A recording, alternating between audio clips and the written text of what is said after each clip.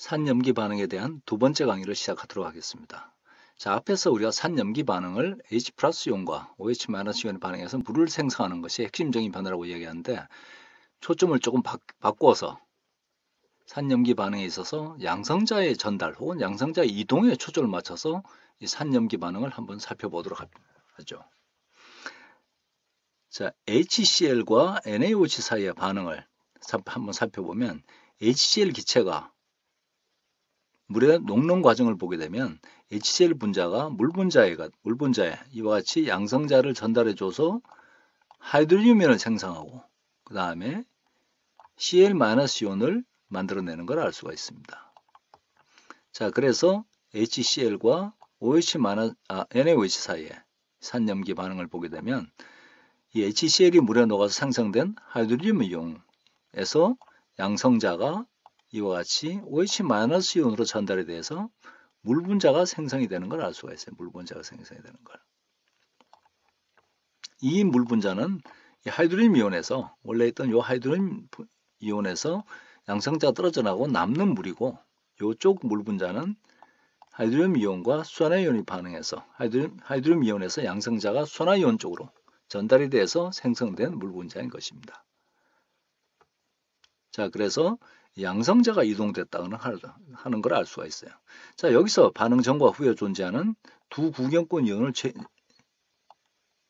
없애버리면, 그러면 알자 이온 반응식이 남게 되는데, 이 알자 이온 반응식을 보게 되면 양성자의 전달이 바로 알자 반응이라고 하는 걸 우리가 알 수가 있습니다. 그래서 산염기 반응은 하이드로늄 이온으로부터 수산화이온으로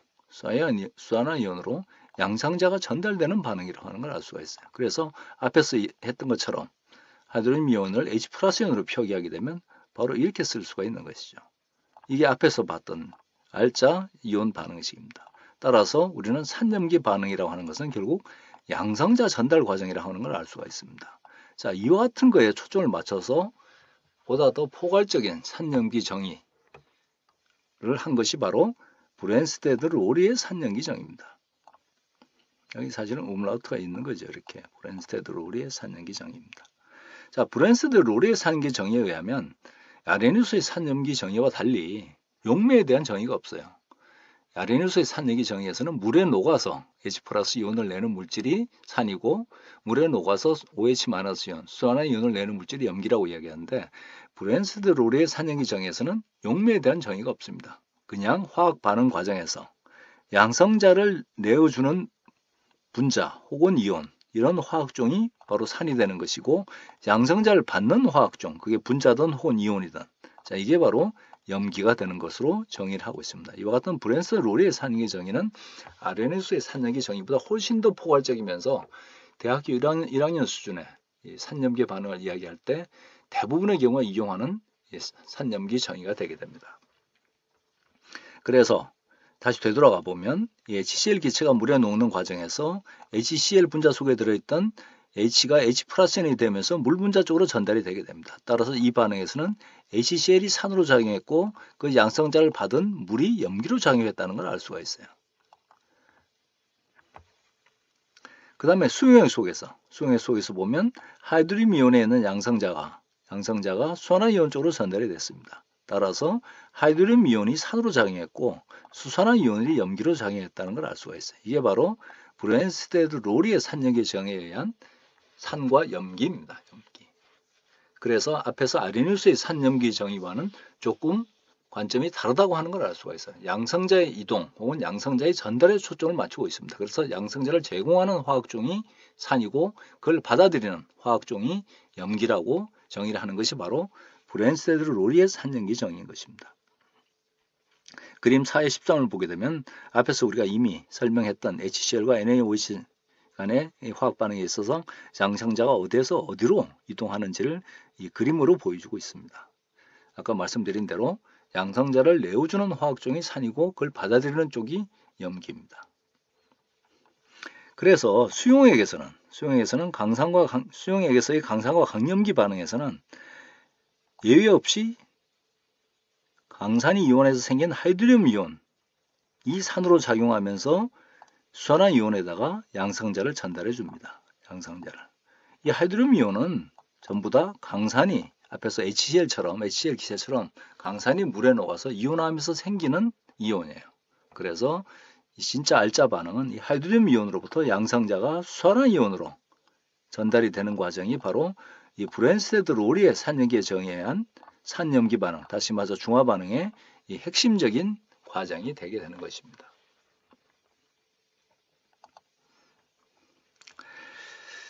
자, 좀 어떤 면에서 이야기가 좀 충분치 않은 것 같은 그런 내용이 있는데, 이어서 나오는 다양한 산염기 반응에서 양성자 이동에 대해서 다시 한번 조금 추가적인 설명을 드리도록 하겠습니다. 자, 산염기 반응 과정에서는 기체가 생성되는 경우가 꽤 많아요. 기체가 생성되는 경우가. 가장 대표적인 게 탄산염 혹은 아황산염에다가 이 강산을 가하게 되면 대개 보면 이 기체가 생성됩니다. 그래서 대부분 K2CO3, 탄산의 이온결합 화합물인 K2CO3에다가 강산의 HCl을 가하게 되면 이 CO3 이가 마이너스 이온 쪽으로 2몰의 양성자가 전달이 되게 됩니다. 그래서 이때는 HCl이 산으로 작용하고 K2CO3가 염기로 작용하는 것이죠. 자, 그래서 H2CO3가 생성이 되게 되고 탄산이 생성이 되게 되고 이 탄산이라고 하는 것이 이산화탄소가 물에 녹아서 생긴 겁니다. 따라서 평형이 이와 같이 평형이 이와 같이 물과 CO2로 이동을 하면서 이산화탄소 기체가 생겨서 부글부글 하면서 밖으로 나오게 되는 것이죠. 우리가 석회암이나 혹은 대리석에다가 이 묽은 염산을 가하면 부글부글 하면서 이산화탄소 기체가 생성되게 되는데, 그게 바로 이와 같은 이 양성자 이동에 의한 산염기 반응입니다. 산염기 반응에 의해서 기체가 생성되는 반응이죠. 저 두 반응식을 다 더하면 이와 같이 되게 되는 것입니다.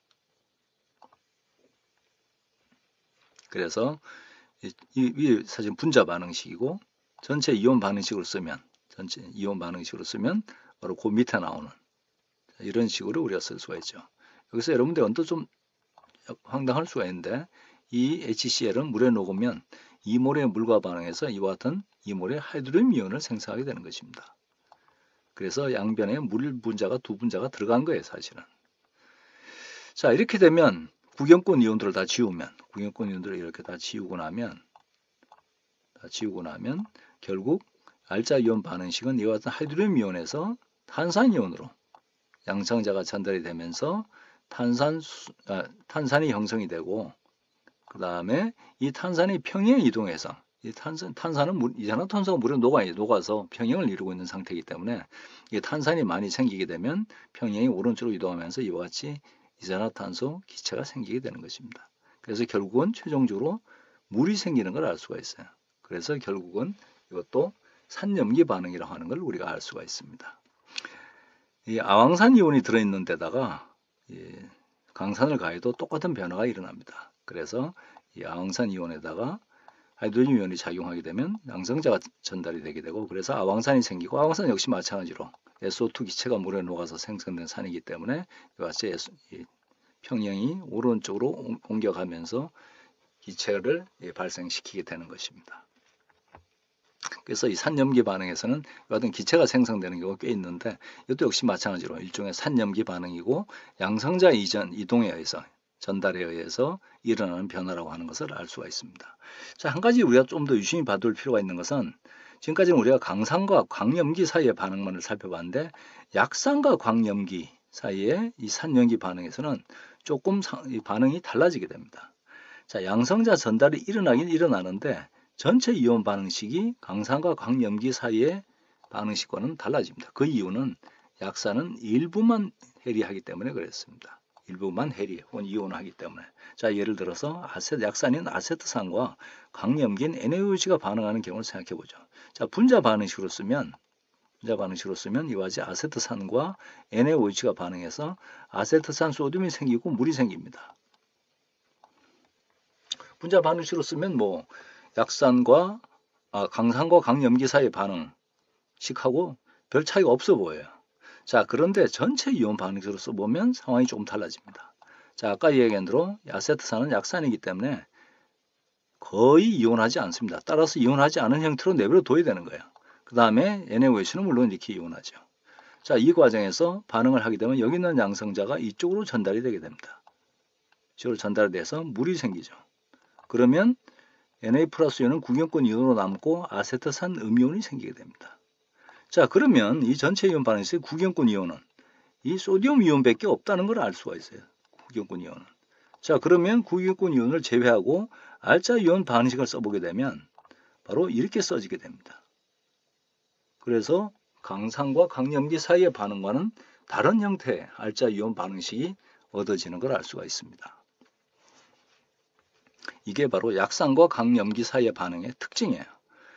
바로 양성자가 약산인 아세트산 분자에서 직접 수산화이온 쪽으로 전달이 됩니다. 그래서 물 분자를 생성하고 그 다음에 양성자가 떨어져 나간 아세트산의 음이온이 생기게 되는 것이죠. 그래서 약산과 강염기 사이의 반응에 있어서 알자 이온 반응식은 강산과 강염기 사이의 반응의 알자 이온 반응식과는 형태가 다르다는 걸 알 수가 있습니다. 그러나 핵심적인 변화는 양성자의 이동, 이전에 초점을 맞춰서 보는 핵심적인 변화는 역시 마찬가지로 산 분자에서 염기 분자로 양성자가 전달되는 과정이라고 하는 걸 여러분이 확실히 알 수 있습니다. 자, 그래서 이 과정에서는 구경권 이온은 소듐 이온뿐이에요. 이 아세트산 음이온은 구경권 이온이 아닙니다. 왜냐하면 반응 전과 후에 존재해야 구경권 이온인데 반응 전에는 아세트산 음이온이 존재하지 않았기 때문에 구경권 이온이 아닌 것입니다. 그래서 이 알자 이온 반응식의 형태가 강산, 강염기 사이의 반응과는 좀 달라지게 되는 것이죠.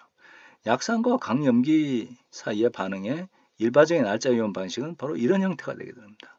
자, 여기서 X라고 하는 것은 약산에 있어서 수소 원자를 제외한 나머지 부분을 이야기하는 것이죠. 그래서 수소 원자가 H 플러스 이온 형태로 떨어나가서 OH 마이너스 이온으로 전달되기 때문에 결국 반응이 일어나고 나면 남는 것은 이와 같이 양성자가 떨어져 나간 음이온 형태로 저와 같이 생성물 쪽에 남게 되는 것입니다. 자, 그래서 약산과 강염기 사이의 산염기 반응도 역시 마찬가지로 양성자가 전달되는, 이동되는 반응이라고 하는 걸 우리가 알 수가 있고, 그렇지만 약산은 반응 전에 미리 이온하는 것이 아니기 때문에 보시다시피 알자 이온 반응식이 강산과 강염기 사이의 반응과는 형태가 다르다고 하는 것을 여러분들이 기억을 해 두시기 바랍니다. 자, 예제 4의 14를 보게 되면 산염기 반응에 대한 양성자 전달 반응 혹은 책에 따라서 전달이라고 쓰지 않고 이동이라고 쓰는 책들도 있어요. 양성자 이동 반응식을 쓰는 그런 예제가 두 개가 나와 있는데 A번과 B번입니다. A번은 아이오딘과 수산과 수산화칼슘이 반응했을 때인데 먼저 이제 아예 분자 이 반응식을 쓰는 것은 저자가 아주 생략을 하고 전체 이온 반응식과 알자 이온 반응식 쓰라고 하는데 사실은 분자 반응식을 먼저 써야 전체 이온 반응식을 쓰기가 편합니다. 그래서 여러분들은 이 문제를 풀기 전에 먼저 분자 반응식을 먼저 쓰고 그 다음에 이제 문제를 푸는 게 좋습니다. 자, HI, 아이오딘과 수소산, HI는 강산이에요. 따라서 물속에서 100% 이온합니다. 그래서 우리가 분자 반응식을 써보면 제가 말로만 하겠는데 EHI 플러스 CA 가로 열고 OH2가 반응해서 CAI2 플러스 EH2O 이렇게 되는 게 바로 분자 반응식입니다. 자, 그래서 전체 이온 반응식을 써보면 아이오딘과 수산이 이온하게 되면 H 플러스 이온이 생기지만 우리는 그것을 이와 같이 하이드로늄 이온 형태로 쓰게 됩니다. 하이드로늄 이온 형태로. 자, 그러면 이제 그 다음에 이몰에 I 마이너스 이온 있고 그 다음에 수산화칼슘은 이렇게 이온하게 되는 거죠. 자, 여기서 반응을 하게 되면 결국 하이드로늄 이온으로부터 양성자가 OH 마이너스 이온으로 전달이 되면서 물이 2몰이 생성이 되고 또 하이드로늄 이온 2개에서 물 2분자가 남게 되는 거죠. 따라서 총 물이 4몰이 생기게 됩니다. 그 다음에 칼슘 이가 플러스 이온과 I 마이너스 이온은 반응 전과 후에 그대로 남아있는 것이죠. 자, 그래서 이것들이 구경권 이온이기 때문에 이걸 뺀 알자 이온 반응식을 쓰게 되면 바로 이렇게 됩니다. 얘도 역시 마찬가지로 양론계수가 2, 2, 4로 주어지기 때문에 2로 전체 나누면 바로 이와 같은 알자 이온 반응식을 우리가 얻어낼 수가 있는 겁니다. 자, 이 과정을 보게 되면 산염기 반응에서 결국 H 플러스 이온, 다시 말해서 양성자가 자리를 옮겨가는 과정이 핵심 변화, 다시 말해서 알자 변화라고 하는 것을 우리가 알 수가 있습니다. 자, B번은 수산화 포타시움 플러스 프로피온산이에요. 프로피온산은 이 아세트산하고 상당히 비슷한데 거기에 탄소가 한 개 더 많은 것입니다. 그렇기 때문에 여러분들 화학식을 못 써도 신경 쓰지 마세요. 그냥 여기 나와 있는 화학식을 보면 됩니다. 자, 수산화 포타시움은 이온하면 K 플러스 이온과 OH 마이너스 이온이 되게 되고, 그 다음에 프로피온산은 아세트산하고 비슷하게 생겼는데 탄소가 한 개 더 많습니다. 그래서 CH2가 하나 더 껴 들어가는 거예요. 자, 이 프로피온산은 아세트산하고 거의 성질이 비슷해서 약한 산입니다. 약산입니다. 자, 그렇기 때문에 이 전체 이온 반응식에서 이온하지 않은 형태로 이와 같이 존재하게 되는 것입니다. 자, 여기서 이 양성자가 OH-1으로 전달이 해서 이 물 분자가 생기게 되는 것이죠. 그러면 프로피온산은 프로피온산 음이온이 되는 것입니다. 프로피온산 음이온. 자, 이렇게 쓸 수가 있고, 여기서 구경권 이온은 보다시피 포타슘 이온 하나밖에 없다는 걸 알 수가 있습니다. 자, 그래서 포타슘 이온을 빼면 바로 알자 이온 반응식을 이와 같이 쓸 수가 있는 거예요. 여기에 화살표는 알자 이온 반응식에 들어가는 건 아닙니다. 그건 여러분들한테 양성자가 어디에서 어디로 이동하느냐 하는 것을 보여주기 위해서 저자 그린 것이지, 알자 이온 반응식에 저 화살표가 포함되는 건 아니에요. 자, 그렇기 때문에 여러분들은 알자 이온 반응식을 쓰라고 그러면 저 화살표로 양성자 이동을 쓸 필요는 없고 그냥 이와 같이 반응식만 써주게 됩니다. 반응식만. 아까도 이야기했지만 포타슘 이온이 유일한 구경권 이온이 되게 되는 것입니다. 그래서 이 약산의 중화 반응, 다시 말해서 약산과 강염기 사이의 이 중화 반응의 알자 이온 반응식은 강산과 강염기 사이의 산염기 반응의 이 알자 이온 반응식과 형태가 다르다고 하는 것을 여러분들이 확실하게 봐두시기 바랍니다. 자, 이 정도로 해서 이제 산염기 정의와 그 다음에 산염기 반응에 있어서 알자 반응이 강산과 강염기 반응, 그 다음에 약산과 강염기 반응이 어떻게 다른가 하는 걸 살펴봤고, 그 다음에 산염기 반응을 우리는 아르니수의 산염기 반응의 관점에서, 그 다음에 브랜스테드 로리의 산염기 정의의 관점에서 다 살펴봤습니다. 자, 이제는 이제 항상 등장하는 화학 반응에 있어서 반응하는 물질과 생성되는 물질의 양적인 관계, 다시 말해서 양론에 관한 이야기를 여기서 살펴보겠습니다. 자, 산염기 반응에 있어 양론으로 가장 많이 우리가 사용하는 게 바로 적정이에요. 적정이라고 하는 것은 농도를 알고 있는 용액을 사용을 해서 농도를 모르는 용액에 농도를 알아내는 그런 분석 방법을 우리가 적정이라고 이야기합니다. 자, 그런 적정을 본격적으로 하기 전에 양론 계산을 한번 해보는 예제가 사회 15에 소개가 되어 있습니다. 자, 여러분도 아시다시피 위 속에는 이제 HCl이 방출이 돼서 이 소화를 돕게 되죠. 이게 지나치게 많이 생성이 되면 복통을 유발할 수가 있습니다. 그래서 그런 경우에 이 제산제를 먹으면, 제산제가 염기이기 때문에 지나치게 많은 위산, 다시 말해서 염산하고 반응을 해서 중화시켜 주기 때문에 위통을 감소시킬 수가 있습니다. 그래서 이 수산화 마그네슘은 염기이기 때문에 제산제, 흔히 사용되는 그런 성분이에요. 자, 상용 제산제를, 그러니까 제품이 돼서 팔리는 그런 제산제를 검사하는 정부 소속의 어떤 화학자가 위 속에 산성용액, 다시 말해서 염산용액을 그대로 뽑아 쓸 수는 없기 때문에 우리가 실험실에서 비슷한 걸로 만들어 쓰는데 0.1몰 HCl 용액을 사용한다고 되어 있습니다.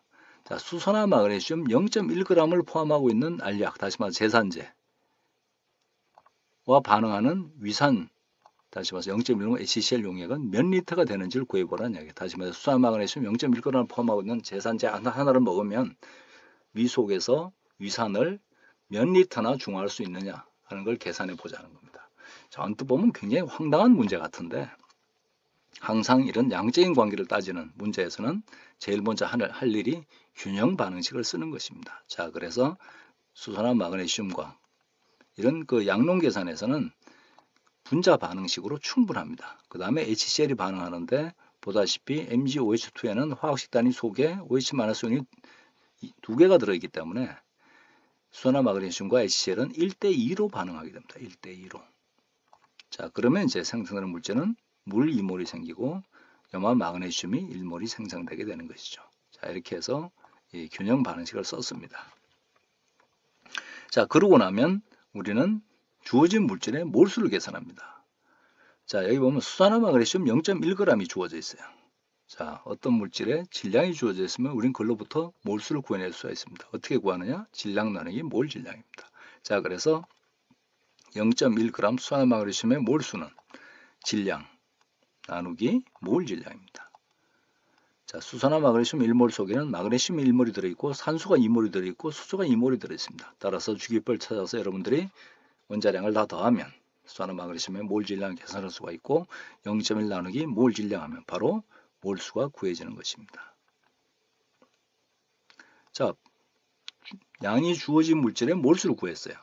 그 다음에 우리가 할 일은 몰비를 곱해서 우리가 양을 알고자 하는 물질의 몰수를 구해내는 것입니다. 자, 우리가 지금 알고자 하는 것은 0.1몰 HCl이에요. HCl이 몇 밀리리터냐? 몇 밀리리터 혹은 몇 리터가 반응하느냐 하는 건데 그걸 계산하기 전에 우리는 먼저 HCl의 몰수를 먼저 계산합니다. 자, 요만한 몰수에 1.7 곱하기 10의 3승몰의 수산화 마그네슘과 반응하는 HCl의 몰수는 주어진 물질의 몰수 곱하기 몰비로 주어집니다. 주어진 물질의 몰수 곱하기 몰비. 몰비는 주어진 물질의 양론계수분의 양을 알고자 하는 물질의 양론계수의 비입니다. 따라서 1분의 2가 곱해지는 것이죠. 자, 이렇게 계산하면 3.4 곱하기 10의 3승몰입니다. 이만한 몰수의 HCl과 반응할 수가 있는 거예요. 자, 그러면 이 몰수에 해당하는 HCl이 0.1몰 용액일 때 부피가 얼마가 되느냐? 그것은 앞에서 공부한 몰농도의 정의를 이용하면 되는 것입니다. 자, 몰농도의 정의로부터 이 몰수를 포함하고 있는 용액의 부피는 용액의 몰농도 곱하기 용액의 부피하면 그게 바로 몰수예요. 따라서 용액의 부피를 구할 때는 몰수 나누기 몰농도입니다. 몰수 나누기 몰농도. 몰수 나누기 몰농도입니다. 굳이 이렇게 분수 형태로 써서 곱하기로 쓰지 않고 그냥 나누기 몰농도 0.1몰 하셔도 충분합니다. 자, 계산하면 3.4 곱하기 10마이너스 2승 리터, 다시 말해서 34ml가 되는 것이죠. 그렇게 해서 수산화 마그네슘 0.1g을 포함하고 있는 제산제 알약 하나를 먹으면 위산 용액 34ml를 중화시킬 수가 있는 것입니다. 저는 뭐 의사도 아니고 또 생화학사도 아니기 때문에 위산이 위 속에서 얼마나 많은 양이 분비가 되는지 잘 모르겠지만 어떻든 간에 꽤 많은 양의 위산을 중화시킬 수가 있기 때문에 이 위산에 의해서 나타나는 위통을 이 수산화 마그네슘을 포함한 제산제를 먹어서 제거할 수가 상당 부분 제거할 수가 있는 것입니다. 그래서 이 산염기 반응에서 이 양론 계산을 해보는 그런 연습을 해봤고 아까 이야기한 대로 산염기 반응에서 양론 계산의 핵심은 바로 적정입니다. 산염기 적정. 자, 그래서 산염기 적정에 관한 내용으로 넘어가 보죠. 자, 아까 이야기한 대로 적정, 영어로 타이트레이션이라고 이야기하는데 적정이라고 하는 것은 이게 산염기 적정이든 산화하는 적정이든 침전 적정이든 종류와 상관없이 적정이라고 하는 것은 이미 농도를 알고 있는 용액을 사용을 해서 농도를 모르는 용액의 농도를 결정하는 이런 분석 방법을 우리는 이 적정이라고 이야기합니다. 자, 산염기 적정에서는 당연히 산염기 반응을 이용하는 것입니다. 산화환원 적정에서는 산화환원 반응을 이용하는 것이고, 자, 농도를 알고 있는 표준 용액을 우리는 뷰렛에 집어넣습니다. 농도를 정확히 알고 있는 용액을 뷰렛에 집어넣고 그 다음에 농도를 모르는 용액을 부피를 일정량을 정확히 달아서 삼각 플러스기에 집어넣고 뷰렛을 밑에 놓습니다. 그런 다음에 산염기 적정에서는 아시다시피 지시약을 한두 방울 집어넣고 그 다음에 지시약의 색깔이 변할 때까지 뷰렛에 있는 용액을 가하는 것이죠. 삼각 플러스 속에 있는 용액에 지시약을 집어넣은 용액의 색깔이 변하는 점을 우리가 종말점이라고 얘기하는데 종말점은 바로 지시약이 변색되는 점입니다. 이게 실험적인 점이죠. 자, 당량점은 산과 염기가 바로 균형 반응식에 나와 있는 몰수의 비로 가해졌을 때를 우리는 당량점이라고 이해합니다. 이 당량점은 이론적인 점입니다. 자, 우리는 종말점을 당량점이라고 가정을 하는 것입니다. 실제로 우리는 주의 있게 실험을 하면 종말점과 당량점을 거의 완벽하게 일치시킬 수가 있고 따라서 우리는 종말점에서의 뷰렛에서 가한 용액의 부피를 우리는 당량점이라고 생각하고 이제 적정에 관한 계산을 할 수가 있는 것입니다. 계산에 관한 예는 다음 슬라이드에서 이야기하고 적정을 하는 그 과정을 그림 4의 15에서 보여주고 있어요. 그래서 지시약을 포함한 농도를 모르는 용액을 여기다 집어넣습니다. 그러나 그냥 집어넣는 게 아니고 부피를 정확하게 재서 집어넣고 그 다음에 농도를 아는 용액을 이와 같이 비율해서 집어넣습니다. 물론 적정을 시작하기 전에 눈금을 미리 읽어두고 그 다음에 적정을 해서 이와 같이 색깔이 변화가 나타났을 때 우리가 가한 용액 부피를 읽으면 농도를 알고 있는 비율에서 들어있는 용액을 몇 밀리리터 가는지 읽으면 우리는 앞에서 처음에 농도를 모르는 용액의 부피를 알고 있었기 때문에 양농 계산을 통해서 농도를 모르는 미지지 용액의 농도를 구해낼 수가 있습니다. 근데 여기서 조심하셔야 될 것은 우리가 농도를 모르긴 하지만 지금 그 삼각 플라스크에 들어있는 물질이 뭔지는 알고 있습니다. 그래서 우리는 산염기 반응을 이용하는 거예요. 그래서 뷰렛에 염기를 집어넣으면 삼각 플라스크에서는 산을 집어넣는 겁니다. 거꾸로 뷰렛에 산이 들어가 있으면 삼각 플라스크 용액에는 염기가 들어가는 겁니다. 그래서 뭐가 들어간지는 알고 있는 거예요. 우리는 그 양, 다시 말해서 농도를 알려고 할 때 적정을 사용하는 것입니다. 뭐가 들어있는지를 모를 때는, 그럴 때는 적정을 사용하는 것이 아니고 정성 분석이라고 하는 분석 방법을 통해서 어떤 물질이 들어있는지를 먼저 알아내야 되는 겁니다. 그걸 알아내고 나서 그 농도를 측정할 때 우리는 적정을 사용하는 것입니다. 그래서 적정은 일종의 정량 분석법입니다. 양을 측정하는, 농도를 측정하는 분석 방법이 바로 적정이에요. 자, 그래서 예제를 통해서 적정 계산을 한번 해보죠. 자, 황산 용액을 표준화하기 위해서 몇 방울의 지시약을 첨가한 황산 용액 50.00ml를 플라스크에 집어넣고, 여기 표준화한다는 이야기는 농도를 정확하게 알아내는 것을 우리가 표준화라고 이야기합니다. 그래서 어떤 황산 용액을 만들었는데 황산 용액의 농도를 정확히 알아내기 위해서 정확하게 50.00ml를 삼각 플라스크에 집어넣고 거기에 지시약을 몇 방울을 집어넣습니다. 그 다음에 0.1523몰 NaOH를 비율해서 집어넣었어요. 보면 유효수가 4자리입니다. 유효수가 4자리라는 이야기는 농도를 굉장히 정확하게 알고 있는 표준 용액이라는 뜻입니다. 자, 적정을 시작하기 전에 초기 눈금이 0.55ml였고 그 다음에 색깔이 변한 종말점에서 비례해서 눈금이 33.87ml입니다. 자, 이럴 때 삼각 플라스크 속에 들어있는 황산 용액의 몰 농도를 구하라는 이야기예요. 자, 결국 우리가 이용하는 산염기 반응은 황산과 NaOH 사이의 반응이라고 하는 걸 알 수가 있습니다.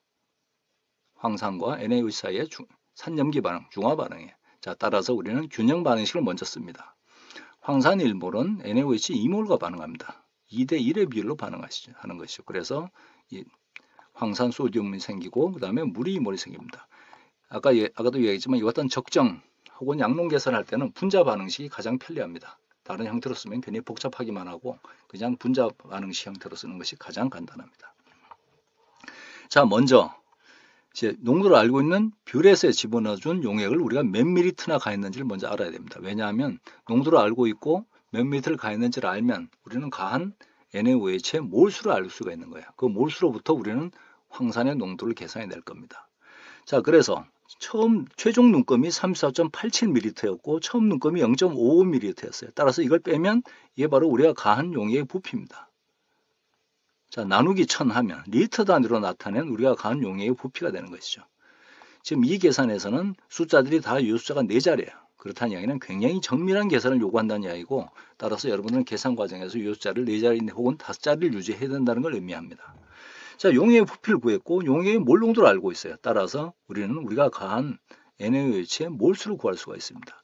자, 수용액에서 용질의 몰수는 용액의 부피 곱하기 몰 농도의 곱으로 주어집니다. 용액 몰 농도의 곱으로. 자, 하면 가한 NaOH의 몰수는 5.078 곱하기 10의 3승몰입니다.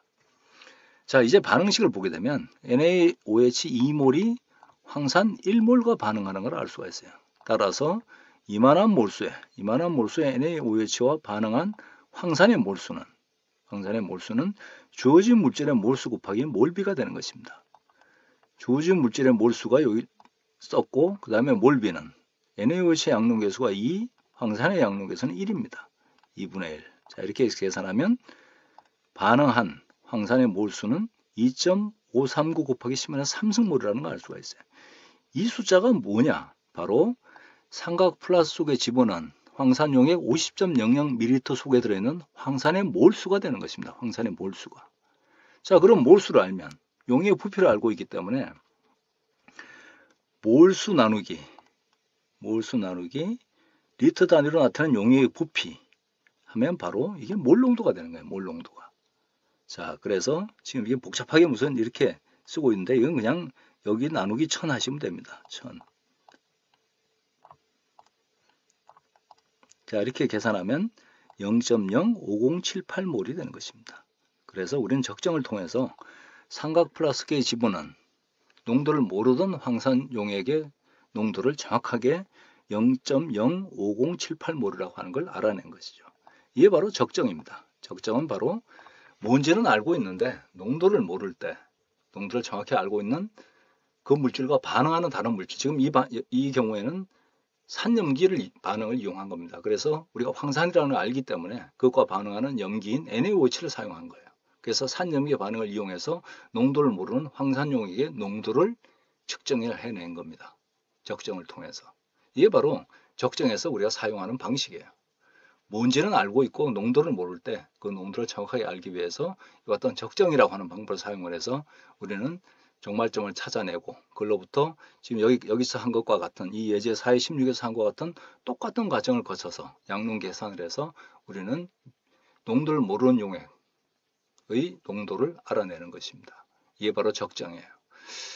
한 문제 정도를 여러분들이 예제 4의 16 뒤에 나오는 보충 문제 한 문제 정도를 여러분이 직접 해보시면서 이 적정에 관련된 양론 계산을 확실하게 이해하시기 바랍니다. 이 화학에서는 적정을 굉장히 많이 이용합니다. 아마 여러분들이 이 화학 실험에서도 적정을 아마 자주 사용하게 될 텐데 그래서 이 적정의 개념을 여러분이 확실하게 이해하시는 게 매우 중요합니다. 자, 이상으로 산염기 반응에 대한 두 번째 강의를 마치도록 하겠습니다.